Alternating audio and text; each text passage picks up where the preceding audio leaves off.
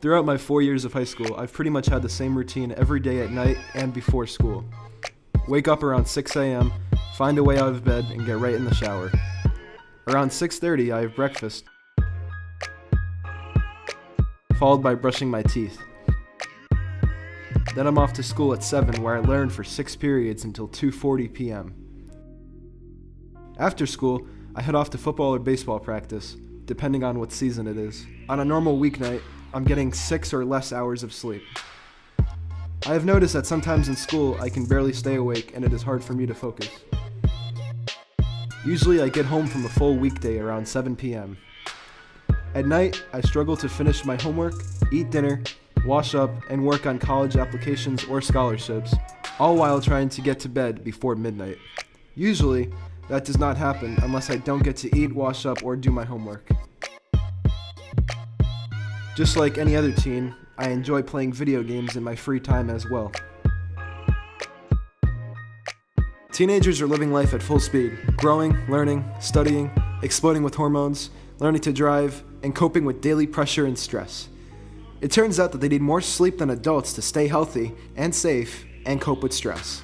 Sleep is an essential bodily function for everyone, but for teens especially, it's the body's time to repair the damage of the day, regulate hormones, consolidate memory, solidify learning, and restore energy so they can wake up and do it all over again the next day. Lack of sleep increases levels of adrenaline and cortisol, making us feel wired, edgy, and stressed. That physical stress combines with the psychological stress of homework, social stress, overscheduled extracurricular activities, pressure to perform, and looming responsibilities of adulthood that can feel overwhelming. And stress hormones make it harder to fall asleep, creating a cycle of sleep debt that is hard to break out of. Sleep deprivation increases the likelihood teens will suffer myriad negative consequences, including an inability to concentrate, poor grades, drowsy driving incidents, anxiety, depression, thoughts of suicide, and even suicide attempts. Sleep is an essential part of life, and living healthy, so to say that it is a public health issue would be an understatement.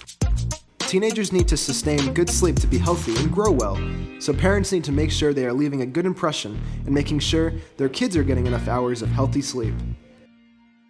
I plan to personally take a more structured plan to get to sleep earlier every night.